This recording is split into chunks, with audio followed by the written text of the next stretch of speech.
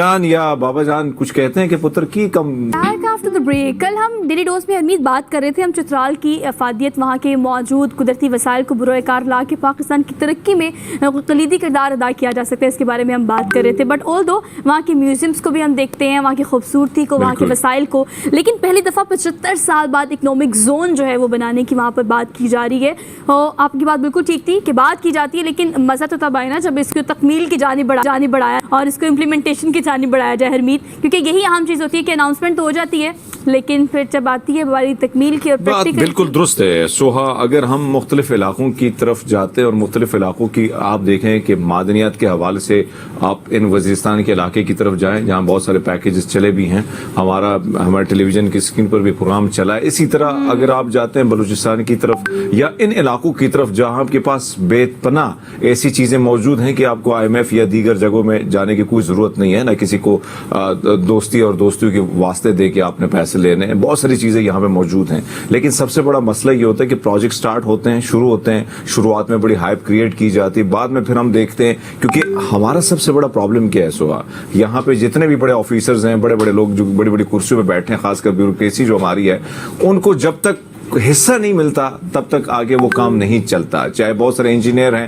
بہت سارے ہمارے جو دوست انجینئر کام کرتے ہیں, تب تک جب تک کوئی فائل کے نیچے کچھ نوٹ نہ پڑے تو کام چلتا نہیں ہے. یہ جو چیز ہے, یہ جو سلسلہ ہے, یہ چیزیں جو ہم دیکھتے ہیں بڑے نقصان دہ ہیں. لیکن بہرحال اس قسم کے اگر پروجیکٹ کنٹینیو ہوتے ہیں اور چلتے ہیں تو بہت سارا فائدہ اس ملک کو بھی ہوتا ہے, وہاں کے لوکل عوام کو بھی ہوتا ہے. اور چترال کی اگر بات کی جائے, بہت سارے مسائل ہیں ان لوگوں کے. روڈ کی بات کی جائے, بڑے خوبصورت لوگ ہیں, پڑھے لکھے لوگ ہیں, وہاں کا کلچر, وہاں کی ڈائیورسٹی, وہاں کے ریت رواج, رسم رواج کی اگر میں بات کروں تو کمال ہیں, زبردست قسم کے ہیں. لیکن پھر وہی کہ ہم نے ساری چیزوں کو اگنور کیا ہے, جس کی وجہ سے یہ اس قسم کی چیزیں وہاں کے مقامی لوگوں کو فیس کرنی پڑتی ہے. اور نقصان جو ہے وہاں کا تو ہوتا ہے لیکن ملک کا بھی ہوتا ہے. لیکن ارمیتا بالکل ٹھیک کہہ رہے, فائنلی چلے اکنامک زون پر کام تیزی سے انہوں نے شروع تو کر دیا ہے, جس سے بہت بڑی تعداد میں کارخانے وہاں بنیں گے, اور جو کارخانے بنیں گے وہاں پر وہاں روزگار کے مواقع بڑھیں گے. اور خواتین کے لیے جو دستکاری ہیں, جس کو ہم دیکھتے ہیں کہ وہ آلریڈی ہینڈ میڈ بہت سارا کام وہاں سے جب آتا ہے تو ہم ان کو بڑا اچھے سے پسند بھی کرتے ہیں, خریدتے بھی ہیں. بٹ آل دو یہ اکنامک زون کب سے اس کا آغاز ہو جائے گا, کیا صورتحال ہے, جاننے کے لیے ایک زبردست رپورٹ ہے, اس کو ذرا آپ ملاحظہ کیجیے, پھر ہم ڈسکشن کرتے ہیں.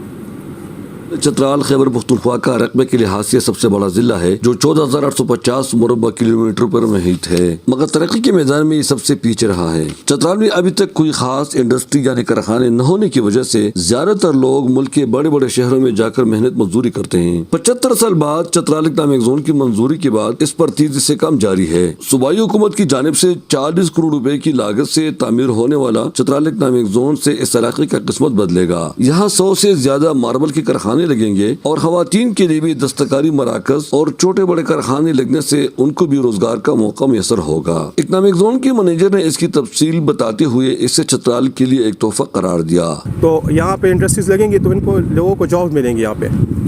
یہاں پہ انڈسٹریز لگیں گی تو ان کو لوگوں کو جاب ملیں گی.